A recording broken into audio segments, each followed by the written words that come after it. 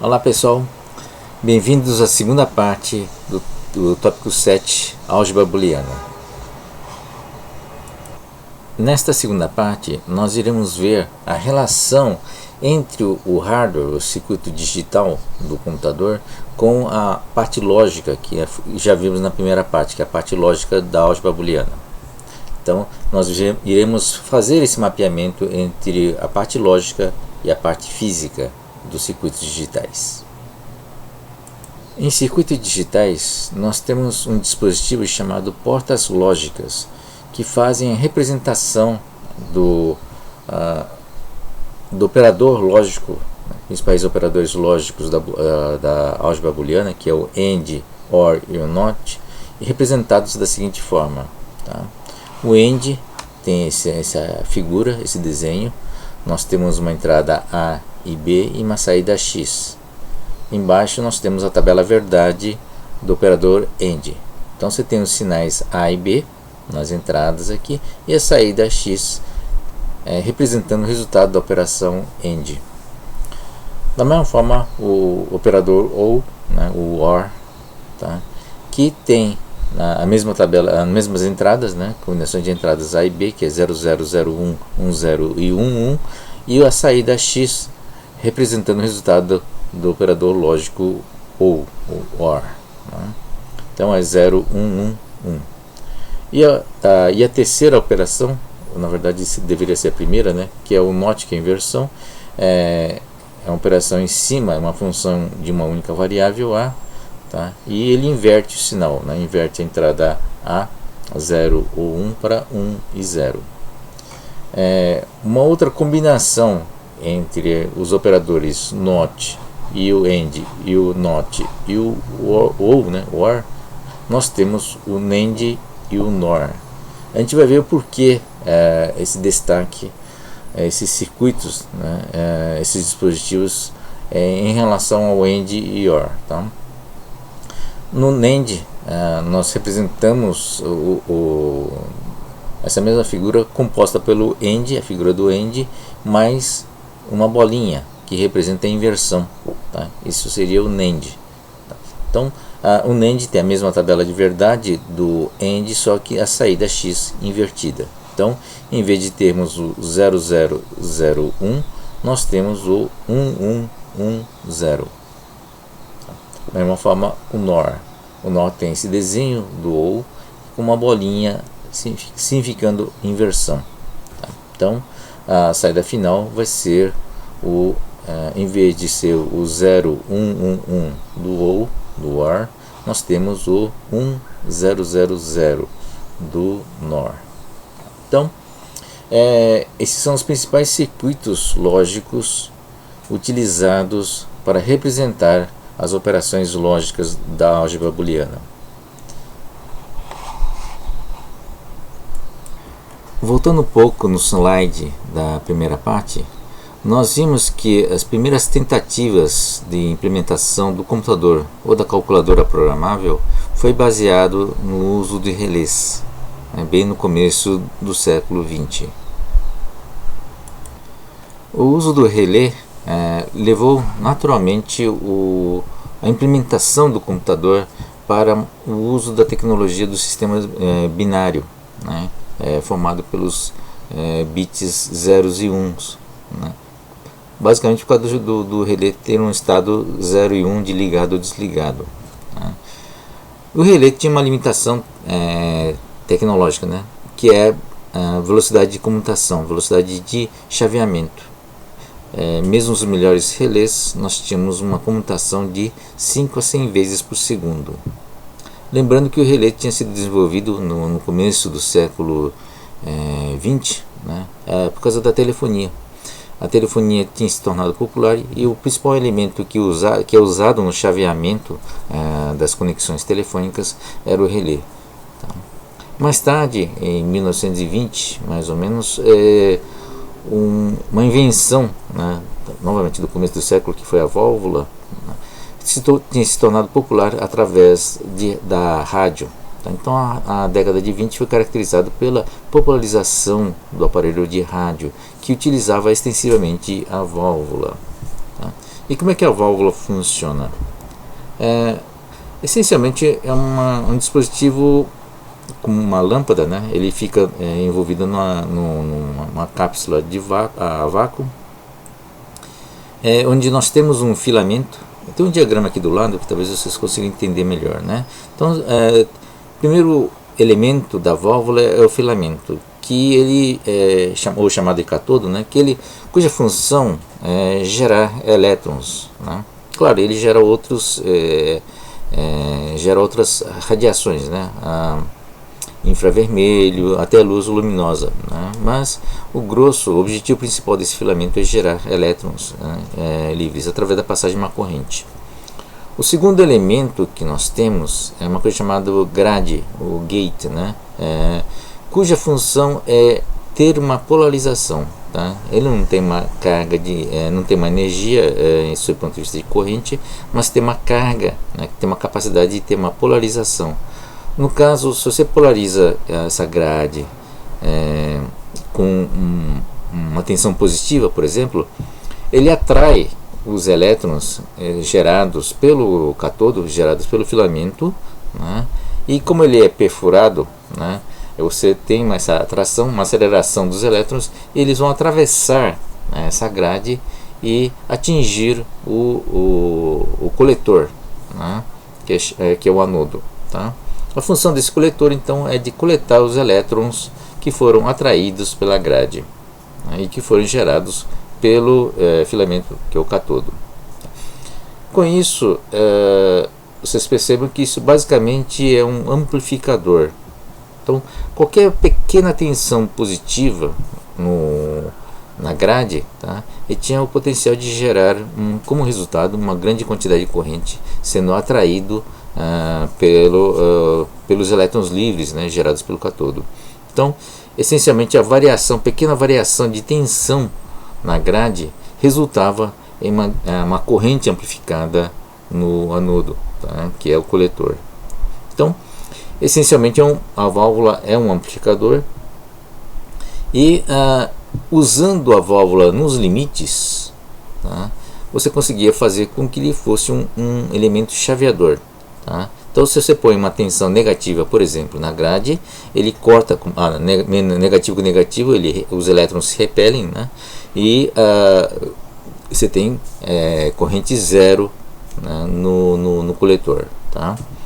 E no outro extremo, você põe uma tensão positiva máxima na grade, e ele atrai toda a corrente, né, atrai todos os elétrons que formam a corrente no coletor.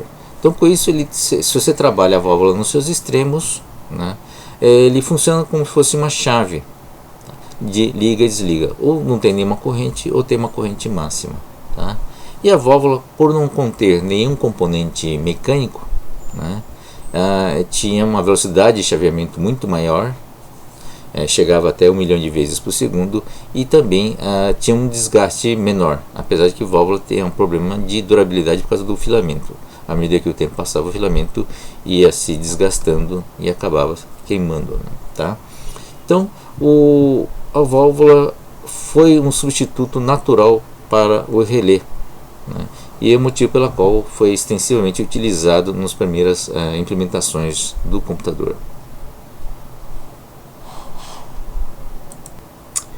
O próximo componente que veio a ser utilizado no computador foi o transistor.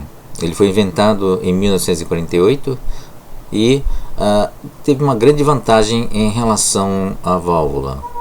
Primeiro, que foi um componente muito menor, e o segundo é que ele, sem a parte dos filamentos, ele consumia menos energia e eram mais rápidos do que a válvula. Bom, como é que funciona um transistor? A base do transistor é um semicondutor, é um material semicondutor, e pela própria característica da natureza do semicondutor, ele não é nem isolante e nem um condutor. O que faz ele mudar de comportamento é justamente a disponibilidade de cargas, né, no seu material. Então, a função de uma base que está desenhada aqui do lado é injetar ou não cargas elétricas que podem torná-lo, o semicondutor, em condutor ou isolante. Conectando o semicondutor em ambos os lados, nós temos um emissor responsável por fornecer a energia, né? Você tem uma polarização que fornece a corrente, os elétrons, e o coletor que atravessa, que depois de atravessar o semicondutor, coleta ou não a corrente que é disponibilizado de acordo com o estado do semicondutor.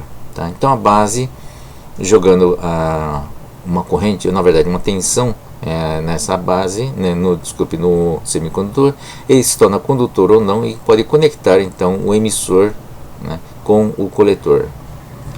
O símbolo do transistor é dado aqui embaixo, né, nesse diagrama. Então você tem, no caso, uma polarização de 10 volts que fornece para o emissor a tensão, né. Você tem a entrada, né, que está conectada à base, que torna esse semicondutor condutor ou não, né, condutor ou isolante. E você tem aqui no coletor, né, uma tensão negativa, ou eventualmente até o terra, né, o zero, tá, para permitir que haja uma passagem corrente entre o emissor e o coletor. Tá? A saída do transistor é dado, tem um resistor antes, né, para evitar que esse curto-circuito queime o transistor, né, tem uma limitação da corrente, e a saída determina, né, se essa saída vai estar no 0 volts, que é de uma tensão de fechamento, ou vai estar no 10 volts quando o transistor estiver aberto, né, quando não estiver conduzindo. Tá? Então basicamente a saída ele enxerga ou o menos 3 volts, no caso, né, da figura, que é quando o transistor está conduzindo, tá? Está conduzindo, portanto é um curto-circuito direto para o menos 3 volts, ou então, caso ele esteja cortado, ou quando esteja isolado, esse transistor deixa de existir praticamente, aí a saída vai enxergar somente a tensão de mais 10 volts. Então, essencialmente, o transistor funciona como sendo uma chave, tá? Que é ligado ou desligado de acordo com a tensão disponível na sua base. Tá? Então ele vai chavear para menos 3 volts ou para mais 10 volts, de acordo com a tensão na base. Bom, a vantagem do transistor em relação à válvula é que realmente são muito menores, né, podem ser muito menores do que a válvula, não tem componente ativo, né? A desvantagem da válvula é que independentemente se você está conduzindo ou não, se está chaveando ou não, você tem que manter o filamento sempre aceso, consumindo energia. Tá? Mesmo que a saída seja zero, né, quando você bloqueia a grade, a válvula tem que estar emitindo energia, consumindo energia para manter o filamento aceso. Inclusive isso é o motivo pelo qual a durabilidade da válvula é muito menor. Tá? Então o transistor não tem esse problema. Tá?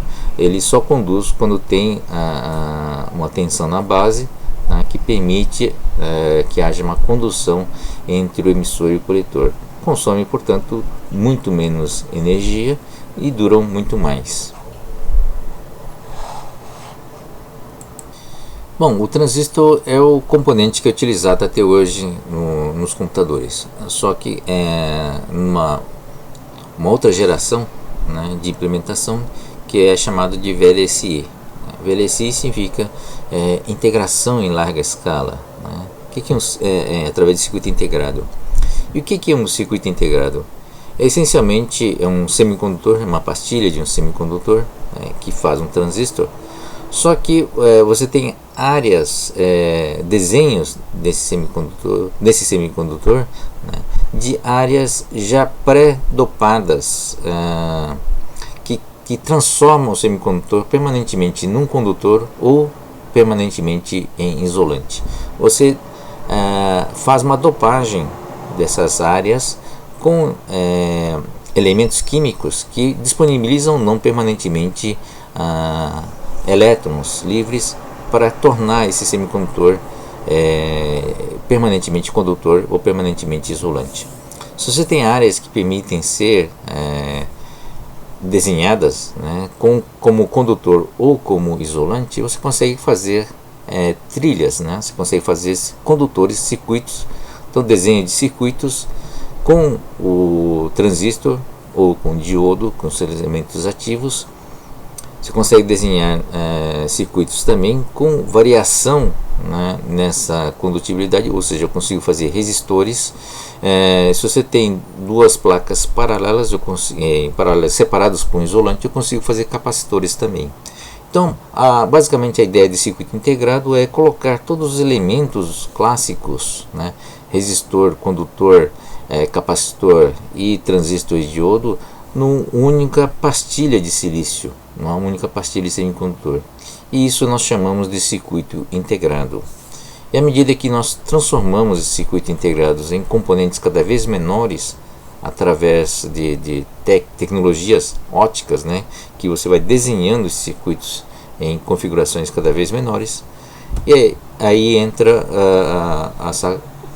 a última tecnologia, né, que tem prevalecido nos últimos 40 anos, que tem permitido com que o computador tenha processadores cada vez mais rápidos, menores, que consomem menos, né, e que tem um custo menor. Tá? Então, essencialmente, essa é a evolução tecnológica que nós estamos vivenciando. Tá? Eventualmente vai haver um limite que estão sendo discutidos já há algum tempo, que à medida que o transistor vai ficando cada vez menor, vai chegando no nível molecular, onde não vai ser mais possível reduzir o tamanho do transistor. Tá? Mas isso é uma outra discussão. Enfim, tanto o relé, a válvula e o transistor estão sendo utilizados como elementos de chaveamento. É por isso que nós destacamos que são tecnologias de chaveamento. Então, o transistor, da mesma forma que a válvula, é utilizado nos seus limites de mínimo e máximo, né? Completamente isolante, né? Ou completamente condutor, para fazer esse papel de chave. Tá? Então, com isso, nós implementamos os bits, né? Sob o ponto de vista lógico, é implementado o bit de uma forma física através desses dispositivos, né? Relé, válvula e transistor.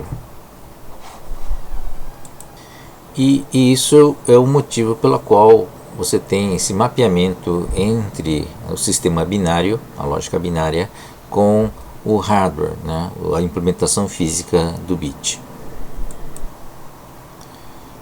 Bom, qual a relação entre esses dispositivos que implementam o bit e a porta lógica, né? A porta dos circuitos, né? Digitais que implementam as portas lógicas. Tá? O primeiro exemplo que nós iremos ver é essa primeira figura que está aqui com o único transistor. Tá? Então, explicando novamente o funcionamento do transistor, né? Você tem uma base onde você coloca uma tensão, né?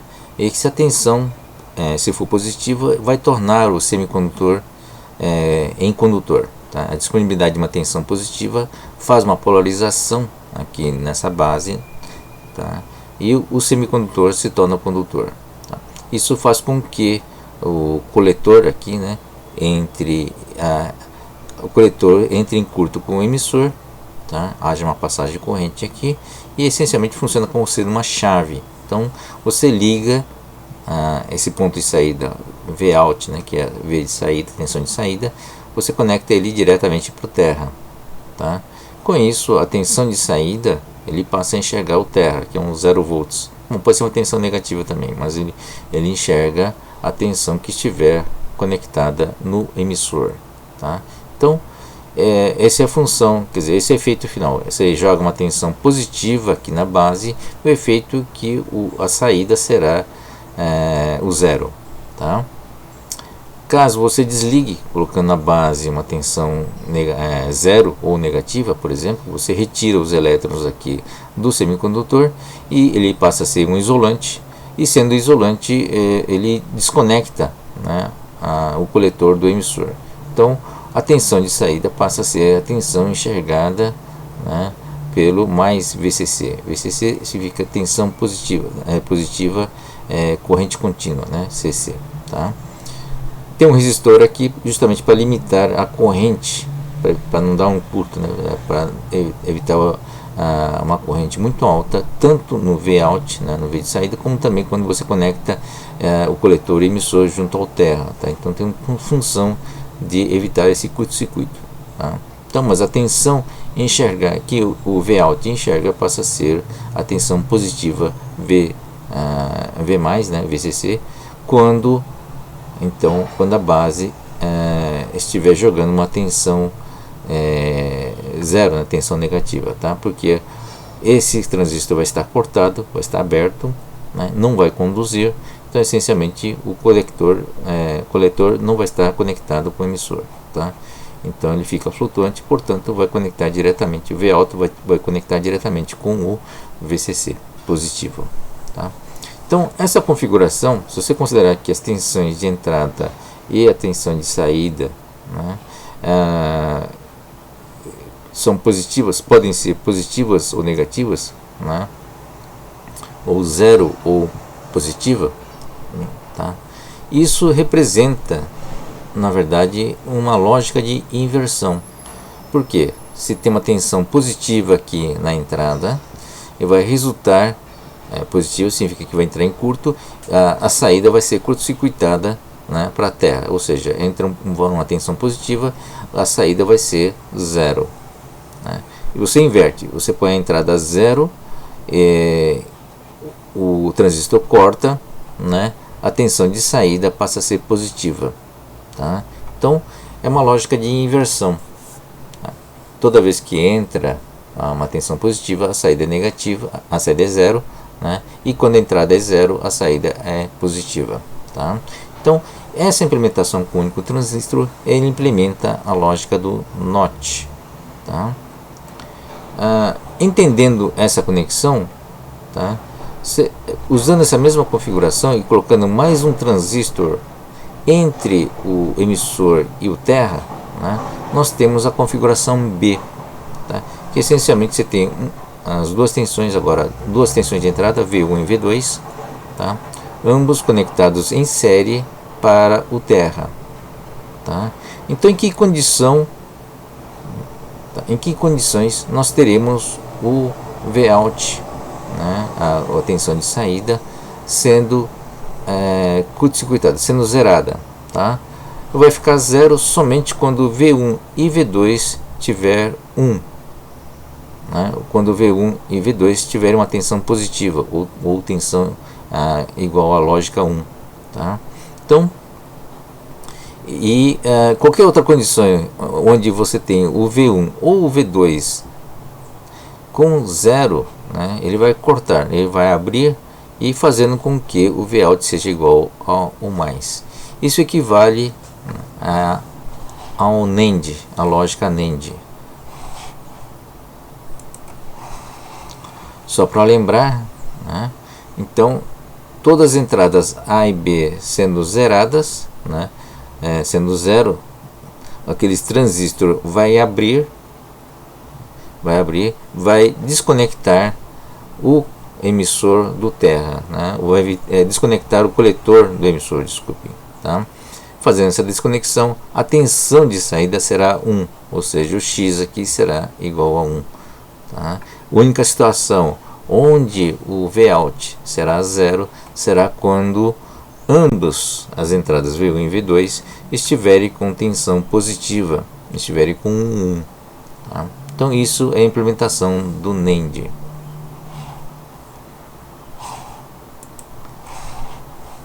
Da mesma forma, para implementar o NOR, né, utilizamos a mesma lógica, tá? Só que agora em paralelo, em vez de colocar em série, colocamos dois transistores em paralelo, né, conectando o Vout para o terra. Nessas condições, qualquer tensão positiva, ou qualquer um no V1 ou no V2, vai fazer com que o Vout seja conectado para o terra, né? Ele enxergue o terra, tá? Então essa é a condição, né, da porta NOR, né? Voltando à tabela verdade, nós temos então o NOR, né, naquela configuração dos dois transistores sendo configurados de forma paralela. Então qualquer valor 1, qualquer tensão positiva, tanto no V1 como no V2, faz com que o transistor entre em curto, conectando a tensão de saída para o terra. Isso resulta em zero, nessas saídas. Portanto, nós temos zero em todas as condições onde você tem o 1 nas entradas, qualquer um nas entradas, e a única condição para eu ter um 1 na saída, ou tensão positiva na saída, é quando ambos estiverem abertos, ambos os transistores estiverem com tensão positiva na sua base. Isso faz com que esses transistores abram, e os dois transistores abertos vai permitir que a tensão de saída fique em 1, fique positiva. Bom, temos, portanto, essas duas implementações, B e C, onde dois transistores conseguem implementar uma lógica NAND ou uma lógica NOR. E como é que eu obtenho o AND, a lógica AND? Você obtém o NAND juntando o NAND com uma porta NOT na saída, tá? Então você precisaria de 3 transistores para implementar o AND. Dois transistores para o NAND e mais um transistor na saída do Vout. Você acrescenta mais essa lógica, tá? Para implementar o NOT, tá? Então você inverte o NAND para virar o AND. Mesma coisa com o OR.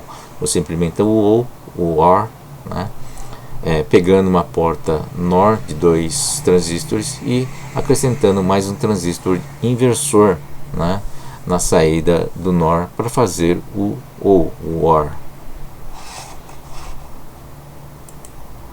É o motivo pela qual as portas lógicas aqui nessa tabela foi colocado nesta ordem, Então o NOT, que é o primeiro, você precisa só de um transistor. NAND e NOR, você precisa de 2 transistores para a sua implementação. E o AND e o OR, nós precisamos de 3 transistores para a sua implementação. Nas primeiras implementações dos circuitos digitais, bem no começo, da década de 70, um pouquinho antes, na verdade, da década de 60, quando você começou-se a usar os transistores para implementar os circuitos digitais, as primeiras portas lógicas utilizaram uma tecnologia conhecida como TTL, que significa Transistor Logic. E nessa época foi definida as tensões 0 volts para representar o nível lógico 0 e os 5 volts para representar o nível lógico 1. À medida que a tecnologia foi evoluindo para o VLSI, que foi incluindo o número de portas, cada vez mais número de portas em cada circuito integrado, você tinha uma redução também na tensão dessas lógicas, desse nível lógico 0 e 1. Atualmente está em torno de 1 ponto alguma coisa volts, para o nível 1. Essa queda na tensão é necessário porque o transistor cada vez menor, essas tensões acabam provocando um curto-circuito, na verdade, porque a distância vai sendo menor entre os transistores. Isso vira uma tensão muito alta para o próprio transistor, que é pequeno, vai ficando cada vez menor, tá?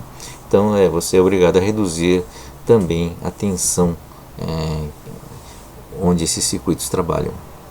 Então os primeiros circuitos integrados, isso aqui é o desenho de um chip, veja como que eram bem simples, continham apenas 4 portas NAND, tá?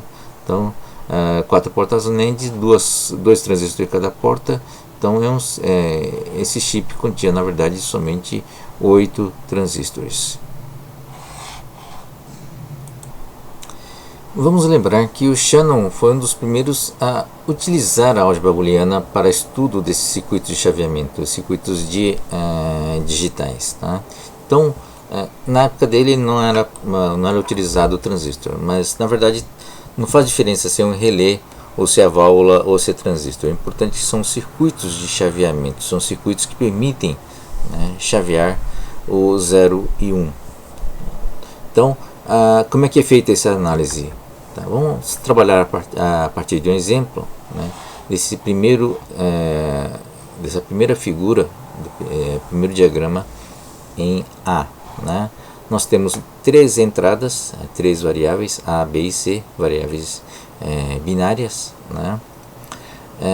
3 bits, permutação em 3 bits para dois valores, e 2 elevado à terceira dá 8 valores possíveis, e a tabela verdade aqui montada, né, ele lista esses 8 valores. Tá? Então, começando de 0, 0, 0, né, depois 0, 0, 1 e assim por diante até o último, que é o 1, 1, 1, né, onde você tem os três valores A, B e C com os valores 1, 1 e 1. Tá? Bom, essa figura aqui em cima nós temos a combinação do a porta lógica AND, né, A, B. Então subentende-se o ponto aqui, né, na verdade A, AND, B. Tá? Aqui embaixo é o A, AND, C. Tá? É uma porta AND, né? Então tá entrando A e está entrando o C. Tá? A porta seguinte que está combinando aqui, então é um OU que está combinando o AB, né, com o AC. Então, a saída desse circuito, né, é o AB mais ou né, AC. Tá? Então, essa é a equação de saída. Tá? Em termos de figura, nós temos aqui na tabela verdade essas relações todas. Né? Depois das colunas de entradas A, B e C, nós temos a coluna AB, que faz a operação A AND B. Então, A AND B significa que tudo que tiver zero aqui vai resultar em zero na saída. A exceção, então, para sair 1, você precisa ter o 1, 1, né, tanto em A como no B. Vale a mesma coisa para A AND C. Tá? Então, A e C, a combinação A e C vai ser zero na saída, onde tiver zero, tanto no A como no C. Então, onde não vai ter zero na saída vai ser justamente essas combinações onde A e C são 1. Tá? A última coluna é um OU entre essas duas colunas anteriores, a B e a C. Tá? O OU significa o quê? Que vai ter 1 toda vez que houver um 1, né, em qualquer uma dessas colunas. Tá? E aí tem resultado final que é o 0, 0, 0, 0, 0, 1, 1, 1. Certo? Então, são 8 resultados possíveis para as 8 combinações das entradas A, B e C. Como é que podemos trabalhar, né, analisar esse circuito sob o ponto de vista de lógica booleana, né, álgebra booleana? Tá? Temos a equação A AND B ou A AND C, né, AB mais AC. Tá? Aplicando aquelas propriedades que nós vimos na primeira parte,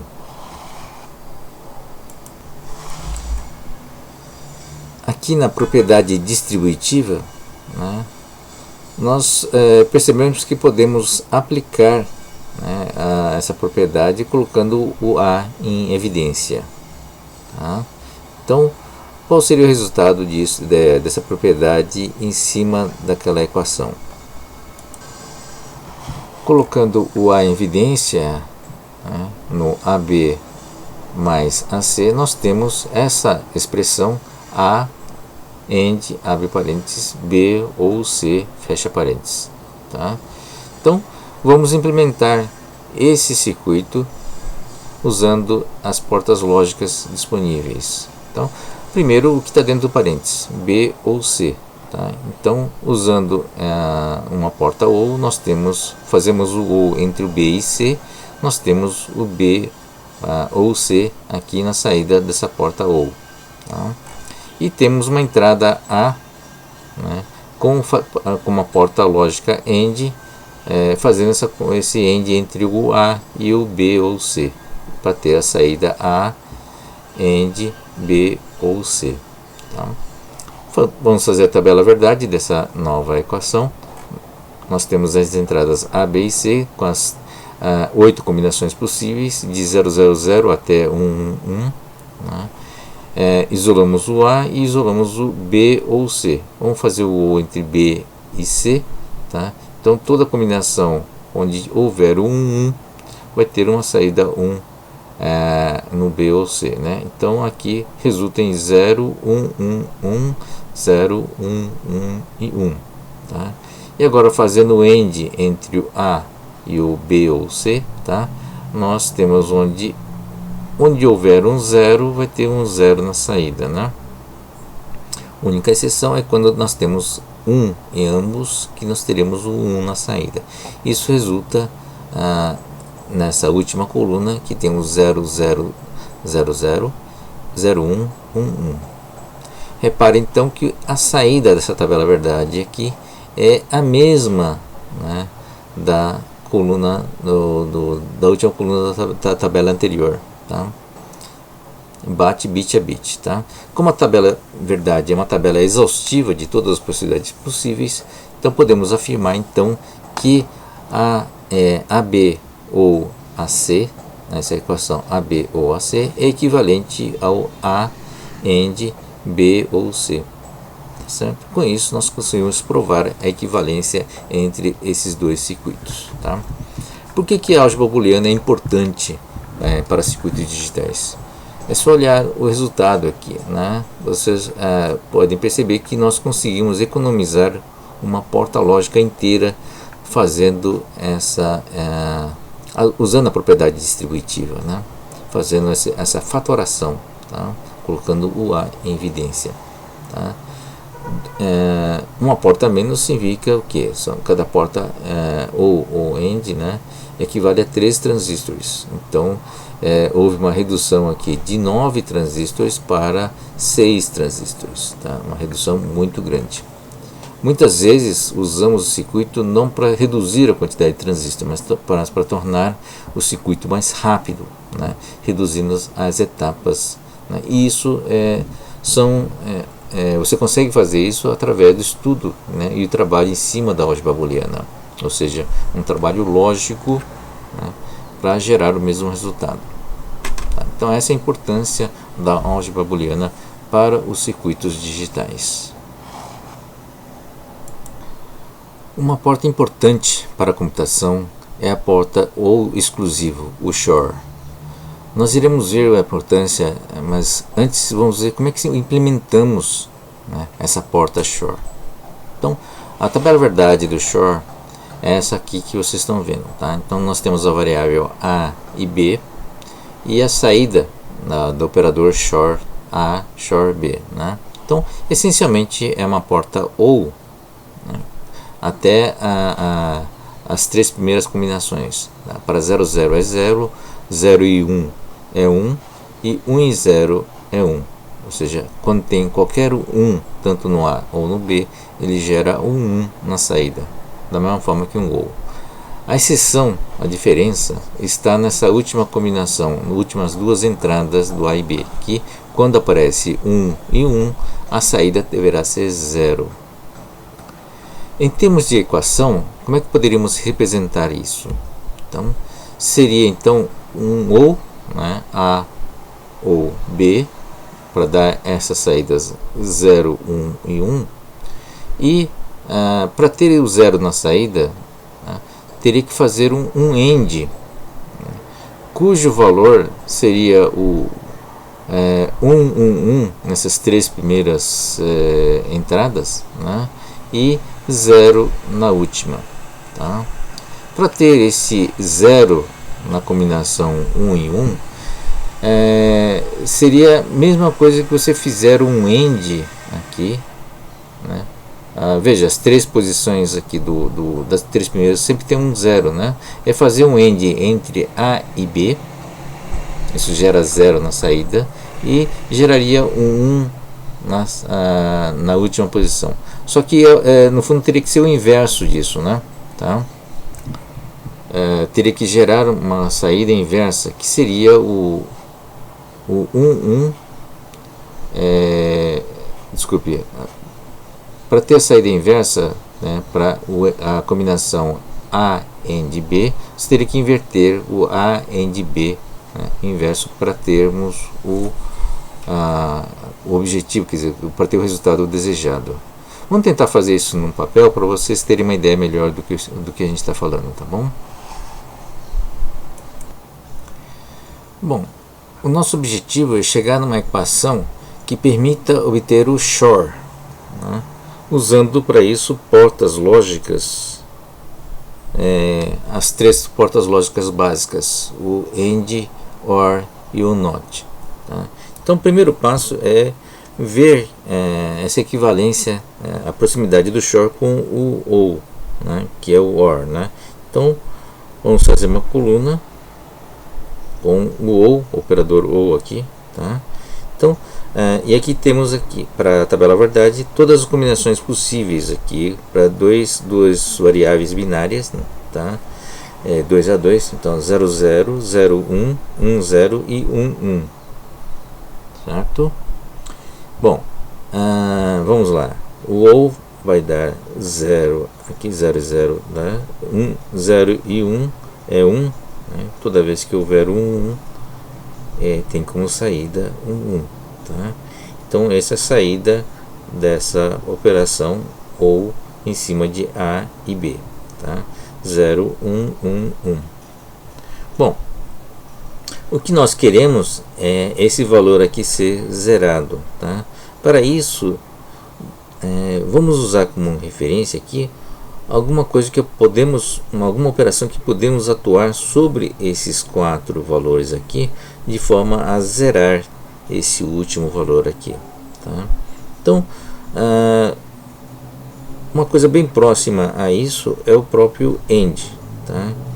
Que A AND B vai dar, vai força 0 em toda a combinação onde houver 0. Né? Então aqui vai ser 0, 0, 0 e o 1 aqui. Veja que nós conseguimos uma situação onde, né, esse valor aqui ele ficou isolado em relação aos demais, tá? Mas só que está numa situação onde, se eu fizer o AND aqui, ele vai zerar. Qualquer AND com esse valor aqui vai resultar nesse valor aqui, né, nessa coluna que está aqui, porque todos eles têm 0. Então vamos inverter isso, né? Tá? Vamos inverter a saída A AND B. Tá? E invertendo nós temos o 1 1 1 0, certo? Finalmente nós temos então a condição onde nós podemos zerar esse valor aqui fazendo um AND com essa coluna, com um AND que está aqui, com esse 0 que está aqui. Portanto, a fórmula ou a equação dessa expressão, né, seria desta forma. Tá? Nós pegamos aqui o A AND B, tá? Que está aqui negado, tá? Fazemos um AND desse cara aqui, tá? Com esse cara que está aqui, tá? Aí nós temos um AND com A ou B, tá? Isso resulta, né, o AND com 0 e 1 aqui dá 0, o AND com o 1 e 1 resulta em 1, novamente o AND com 1 e 1 resulta em 1, né? E o AND com 1 e 0 resulta em 0. E isso aqui, né, 0 1 1 0 é o SHOR que nós estávamos buscando.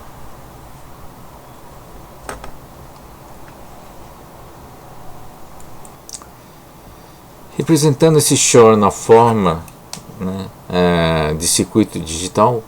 Eu já adiantei, fiz o desenho que está aqui, tá? Então a expressão, voltando à expressão aqui, ó, A AND B negado, AND A ou B, tá?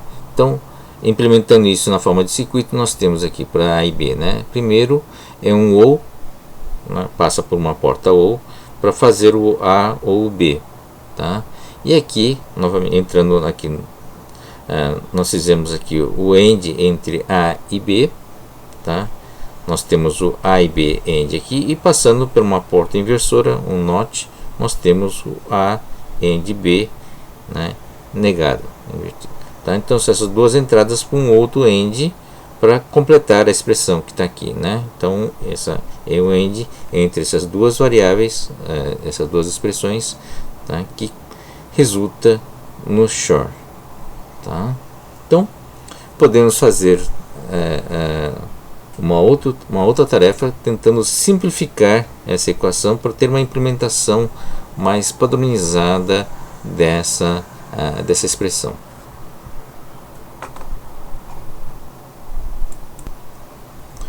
Vamos usar então a álgebra booleana para tentar simplificar essa expressão, tá?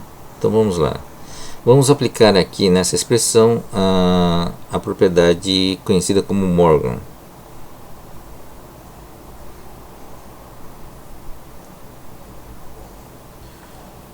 Só para lembrar,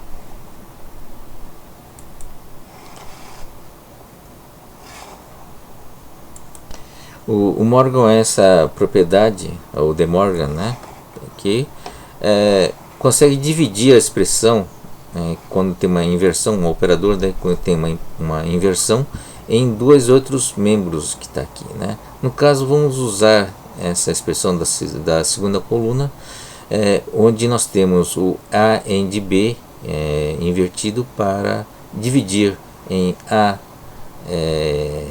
invertido ou B invertido.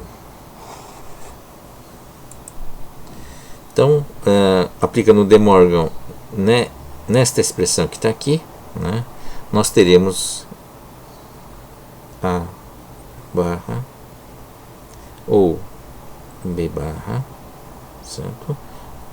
Vamos manter essa expressão que está aqui, A ou B, tá? Isso aqui, vamos aplicar a distributiva, né? Vai dar 4 termos, né? Tá? Pegando esses termos, todas as combinações possíveis, A barra AND A ou A barra AND B, tá? Então isso aqui é o A barra, eu estou aplicando a distributiva em cima desses dois elementos que está aqui, o A e o B, né?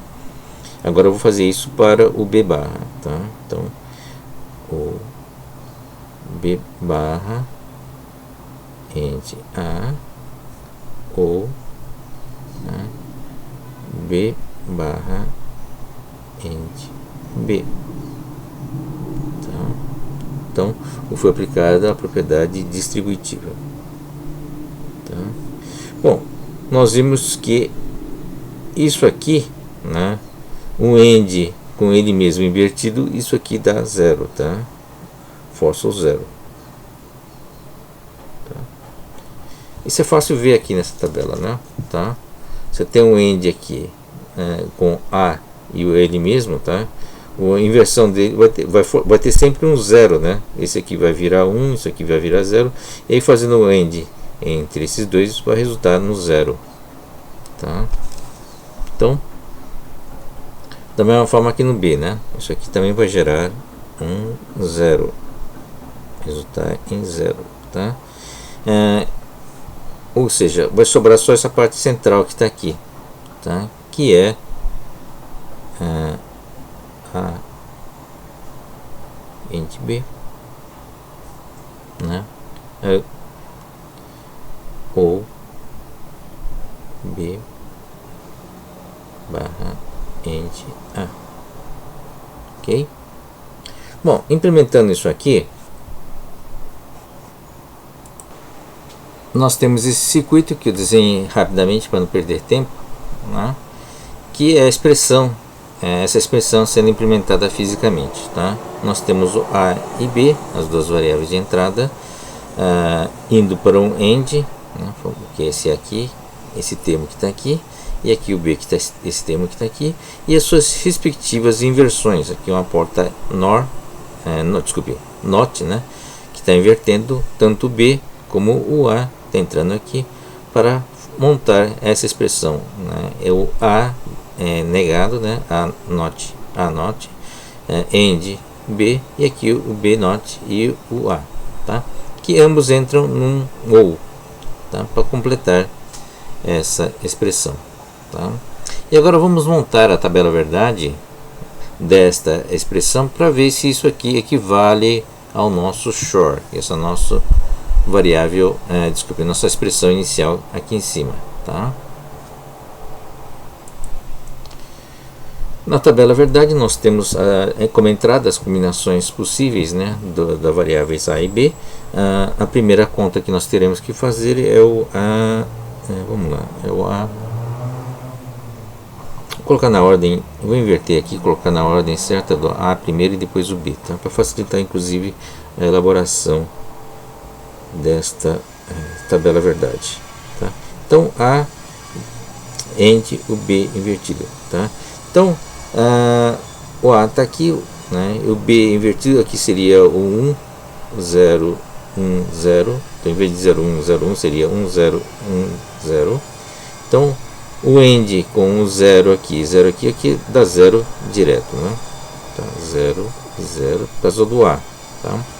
Aqui sendo invertido, o único que dá combinação com o 1 seria aqui, né? O 1 e aqui seria 0, e aqui seria 1, certo?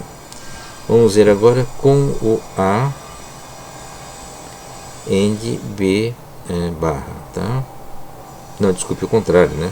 É o A barra com o B sem barra, sumindo com barra em cima do B, né? Então nós temos aqui a inversão do A e o B. Então onde tiver 0 aqui no B vai ser 0, então vai ser 0 aqui e 0 aqui, né? E aqui onde nós teremos o 1, né? Aqui o A invertido seria 1 1 aqui e 0 0 aqui. O único que vai ter o 1 vai ser aqui, e aqui que vai ter o 1 com 1 para dar o 1 aqui no ente, né? E aqui vai ser 0, né? Aqui, ambos são 0 aqui, vai forçar o 0 aqui também, tá? Então esse é o resultado do A invertido AND B.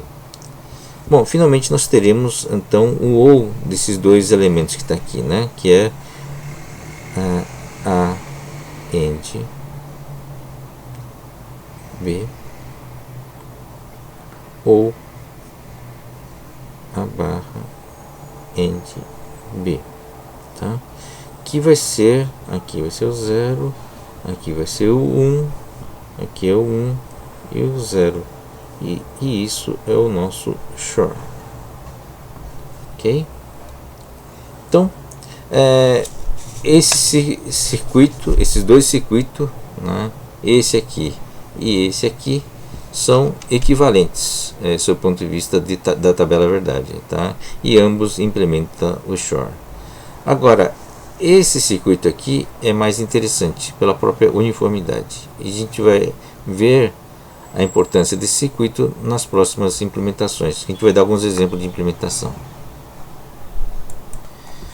Bom, vimos portanto que o circuito que nós fizemos no slide anterior equivale ao circuito B que está aqui nesse slide, tá? O circuito B é formado por duas portas ANDs, cujas entradas têm uma combinação invertida, né? De A com inversão e o B com inversão, tá?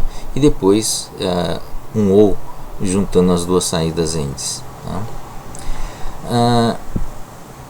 Uma implementação similar a essa, quer dizer, tem o mesmo resultado short, é essa aqui que é a D, aqui embaixo, tá? Na figura D. É formada por três portas NAND, tá? mantendo a inversão aqui no A e no B, tá?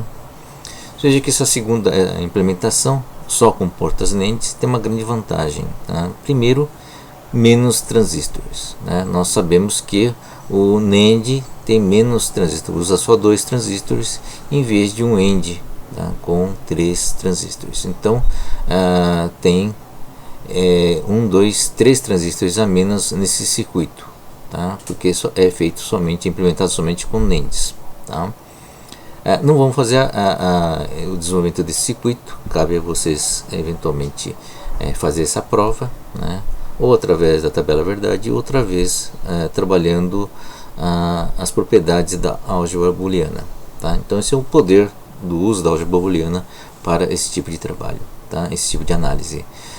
Outra grande vantagem, né, além da redução do número de transistores, é a padronização das portas, né? Veja que está usando somente portas NAND, tá? Essa é uma vantagem em determinados tipos de circuito que a gente pode explicar mais tarde, tá bom? Bom, todo esse trabalho para ter uma implementação de um SHORE. E para que serve esse SHORE, né, na prática? A gente vai dar esse exemplo dessa implementação através dessa operação de uma soma binária, né?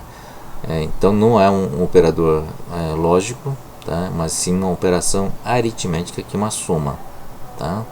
Então, observando aqui essa operação onde nós temos todas as combinações possíveis aqui de zeros e uns, né? Então vamos somar o 5 decimal com 6 decimal, tá? E em binário seria o 0101 com o 0110, representando 6, né? Tá? Então a combinação possível fazendo o SHORE, né? Aqui a tabela do SHORE está aqui, tá? O 1 com 0 na primeira coluna, tá? da soma, 1 com 0 dá 1. Na segunda coluna, 0 com 1 também dá 1. Na terceira coluna, né, nós temos o 1 mais 1, que resulta em 1, 0. Lembra a soma binária? Tá? Resulta no 0 e vai 1 para a próxima casa. Tá? E na próxima casa nós temos o 1, 0, 0, que tem a saída 1. Tá? Então o resultado final seria 1, 0, 1, 1, que seria o 11. Tá? Decimal 11. Tá? Então, para gerar esse resultado, vocês podem reparar então que o SHORE ele gera o resultado zero importante que seria necessário para a operação aritmética da soma. Tá?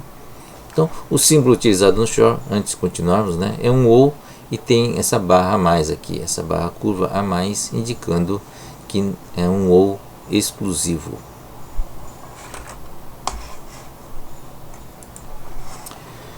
Continuando na implementação do somador binário, usando circuitos digitais, né? Então está aqui o SHORE, né? O símbolo do OU exclusivo, né? Fazendo essa operação de soma, tá? Para dar a primeira coluna, né?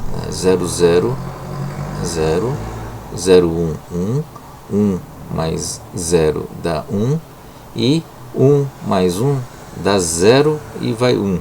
Tá? E o vai 1 é detectado aqui, tá? Para essa única combinação de 1 e 1. Tá? Então o vai 1 aqui é uma marcação onde você tem aqui essa porta AND, né, junto com A e B, tá? Para formar o sinal de carry. Tá? Então uma soma completa, na verdade, envolve duas, na verdade são duas somas, né, se vocês analisarem direito, né? Tá? Uma é a variável A e B, são as duas operações, e a terceira soma é a soma com o vai 1, chama de carry. Tá? Então, efetivamente, uma soma completa é uma soma que envolve três variáveis, A, B e carry. Tá? Então, uma soma completa, que está aqui embaixo, né, seria feito, né, através da soma. O carry inicial é 0, né? Então a combinação de 0 e 1, o AND com 0 e 1 dá 0, tá?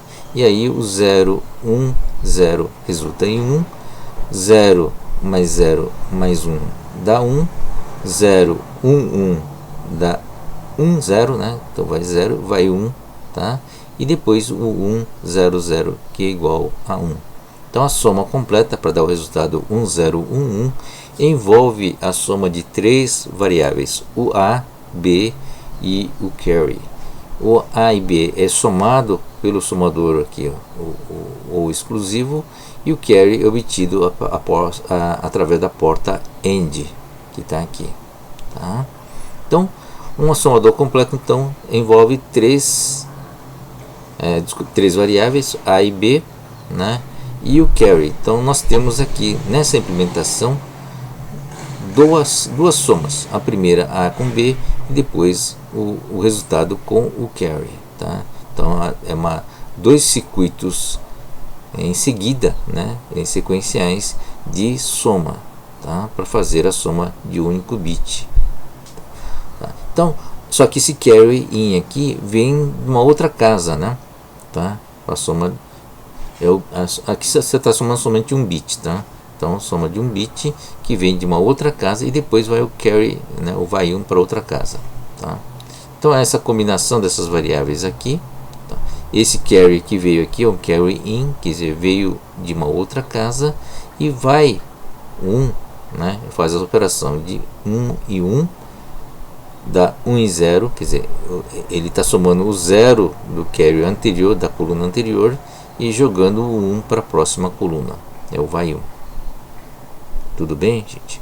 Então a tabela de um somador de um bit completa, né, é uma tabela que tem três entradas, A e B e o carry in, que vem da coluna anterior, tá? E resulta, né, portanto, são 3 bits, resulta em 8 combinações, tá? De 000 até o 1, 1 e 1, tá? E tem como saída, né, aqui são as entradas A e B, carry in, tem como saída a soma, que é essa linha aqui de baixo, né, a soma, e o carry out, que é o vai 1, tá? Então tem duas saídas, tá? A soma, que é esse resultado aqui, né, da saída de 2, passagem de 2 ou exclusivos, né? E o carry out, que é a combinação aqui dos ANDs, né? Porque tanto essa soma aqui do 1 como também a soma envolvendo o carry pode gerar o carry para a casa seguinte, tá certo? Tá? Então, por exemplo, aqui você tem o 1, 0 que resultou em 1, mas se tiver um carry anterior de 1, tá? Vai ter que somar, vai resultar no 0, 1, né? Que vai um carry para a próxima coluna, tá?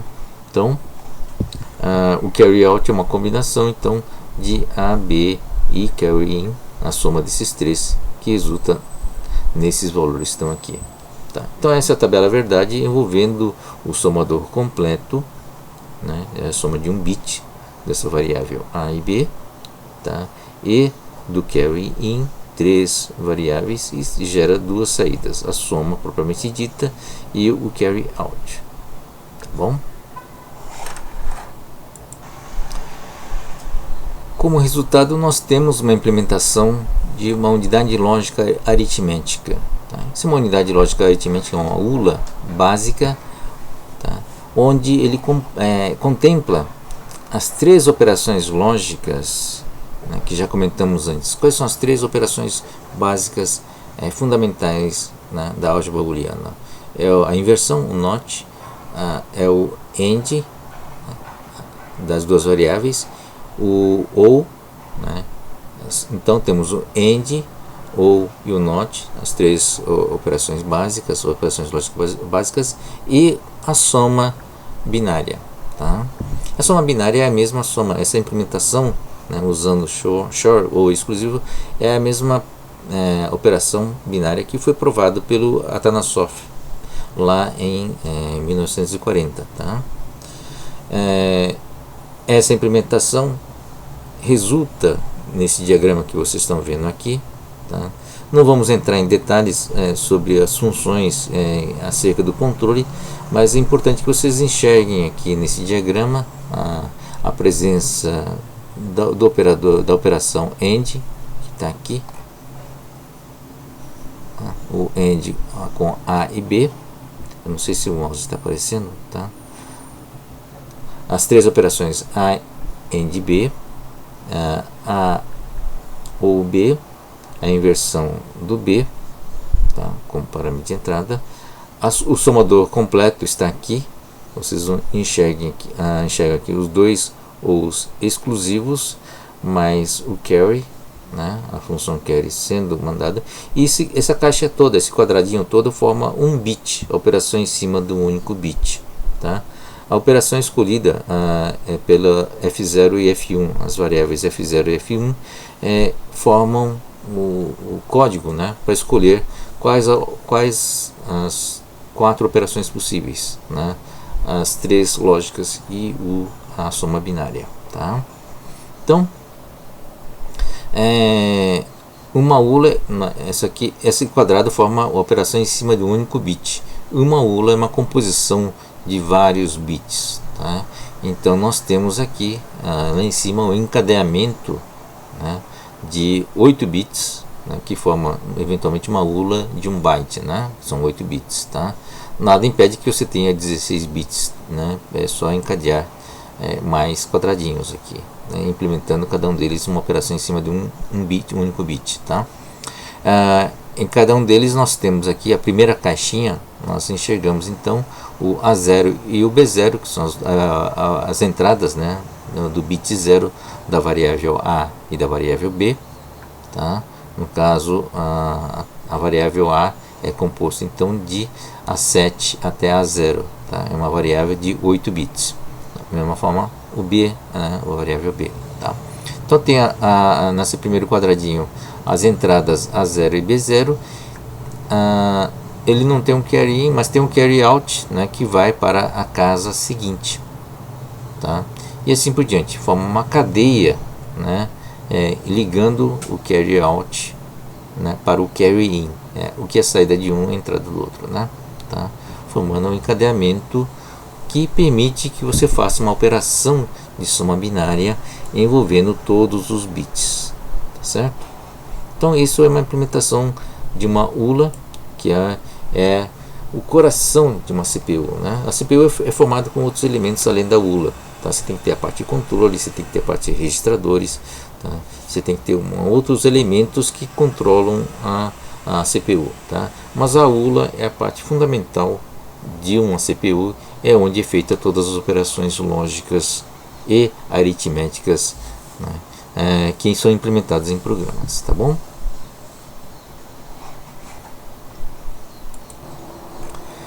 Bom, como conclusão dessa parte, é o seguinte, né?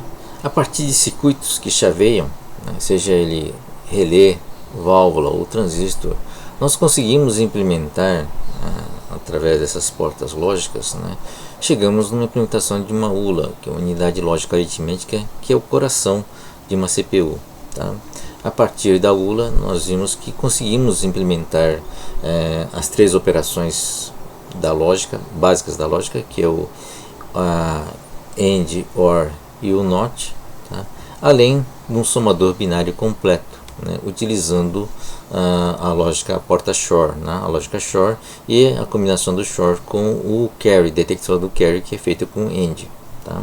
Então, qualquer dispositivo, né, que chaveie, então, desde o relé, ou seja, é possível implementar uma ULA usando relé. Tá certo que não vai ter a mesma velocidade de um transistor ou de uma válvula, tá? Você consegue implementar uma ULA, né, e você consegue implementar todo que está por trás de uma ULA, né, que é uma CPU, que é a programação de uma CPU, né, a capacidade de você executar programas, tá, e manipular bits, tá? Então, esse é o grande, essa parte interessante dessa aula. Acabou sendo extenso, né, infelizmente, porque a gente vai no detalhe, vai no lápis, né, que acaba consumindo mais tempo, tá? Mas espero que vocês tenham entendido a importância do circuito digital e a sua implementação, né, e esse casamento entre o hardware e a lógica formada pela álgebra booleana, né, que permitiu não só a prova formal em cima do somador binário, como também toda a eficiência, né, no processo de manipulação do bit e operações em cima do bit. Tá? Na próxima parte, na terceira e última parte, nós iremos ver as operações lógicas e as operações aritméticas para compor todo o acervo, né, das operações possíveis em cima do bit. Né? São essas operações que permitem a manipulação e trabalhar o bit, né, para obtermos o resultado que nós queremos. Então, o objetivo principal do fundo do computador é processar os dados, né, trabalhar os dados, manipular os dados que estão codificados na forma binária, tá? E através dessa manipulação, através desses operadores, nós temos operadores lógicos e operadores aritméticos, chegarmos, né, à informação e chegarmos ao conhecimento. Tá? Ele vai tentar, através de algoritmos, através de programação, tentar chegar num processo, né, num software que consiga gerar, né, informação útil, extrair a parte útil, que é gerar informação, extrair as relações a partir do qual nós geramos o conhecimento. Tá bom? Então espero que vocês tenham gostado, né, dessa parte, e vamos à terceira e última parte, onde iremos ver a aritmética booleana. Tá bom? Até mais, pessoal. Obrigado por assistir.